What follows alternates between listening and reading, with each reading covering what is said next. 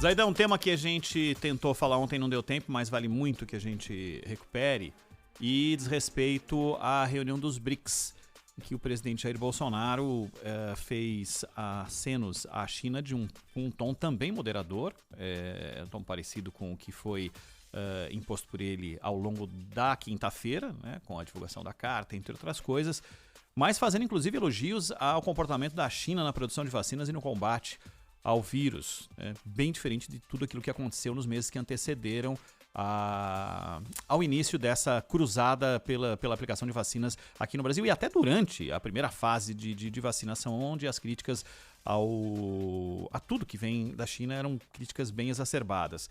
Como é que você observou essa participação do presidente e esse aceno à China? A questão é puramente comercial aí, né, Zaidan? Puramente comercial, a economia é o que pode dar ao Bolsonaro maiores ou menores esperanças eleitorais, como acontece com todo presidente, né? Não acho que seja sempre aquela história lá do assessor do Clinton, né? É economia, estúpido.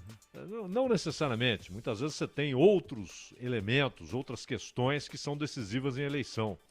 Mas a economia é sempre decisiva, importante demais, né? Não é suficiente, mas ela é fundamental. A situação da economia. E a China é fundamental para uma recuperação econômica realmente forte. Não é para sair um pouquinho do fundo do buraco. É para sair do buraco. Agora, o Brasil não pode depender só das importações chinesas. Commodities são importantes, mas não pode depender só de vender comida e minério para a China. Mas há sempre, nessas reuniões, você tem um clima muitas vezes hipócrita. Aliás, o Xi Jinping foi muito hipócrita quando falou da harmonia dentro dos BRICS, quando na verdade há um estado de tensão, sujeito inclusive a escaramuças na fronteira com a Índia. Aliás, é um pequeno pedaço de fronteira, né? E a influência crescente da China no Paquistão, o que é uma preocupação para a Índia, né? A Índia e o Paquistão têm desavenças históricas em razão da região da Caxemira.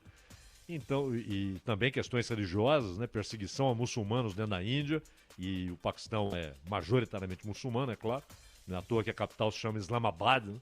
Mas o fato é que não mudou nada. E o Bolsonaro se recusa, eles são já contumazes, né? Veja o caso de Jerusalém. Era uma promessa de campanha e depois uma posição assumida já com o Bolsonaro no cargo, de mudar a embaixada do Brasil para Jerusalém, seguindo o que havia feito o Trump. E o Ernesto Araújo acreditou piamente nisso, trabalhou para isso. Isso nunca aconteceu, Ronald. Nunca foi discutido seriamente. Em relação à China, a mesma coisa. Me parece que a questão da Coronavac foi para o Bolsonaro, aquela oposição pública, né? Não vou comprar vacina chinesa e tal. Ela tinha, primeiro, os costumeiros acenos para o seu eleitorado. Segundo, o Dória. O problema era muito mais com o Dória do que com a China. Era dirigido, né, Zaidan? Era dirigido. Era muito mais ao Dória estar trazendo a vacina. O Dória vai fazer dessa vacina a sua bandeira política. Eu vou atacar esse troço, não é? E de fato, usaram a questão da vacina politicamente dos dois lados o tempo todo. Continuam usando, aliás, né? Então não surpreende. Agora, às vezes há um exagero na abordagem que o noticiário dá, que os jornalistas dão, como se fosse um recuo inédito. Então isso acontece toda hora na diplomacia. Hoje, por exemplo, Biden e Xi Jinping conversaram e falaram de Covid. Os Estados Unidos insistem que a China precisa permitir uma investigação internacional para saber se o vírus é de laboratório ou teve origem natural, e a China continua dizendo que não vai permitir. Questão climática, porque a China é o país que mais polui o planeta, seguida da Índia, não é? Apesar das promessas feitas pelo Xi Jinping de eliminação de emissões e tal, são promessas tímidas, inclusive, embora sempre aplaudidas, aí não sei porquê, mas são bem tímidas. E até 2050 a China não resolve o problema da sua emissão extraordinária de poluentes, pelo menos até 2050, isso se tomar um caminho radical.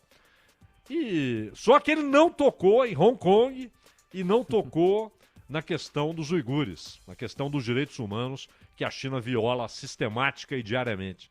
Então, as relações internacionais são, na maioria dos casos, permeadas de hipocrisia. Né?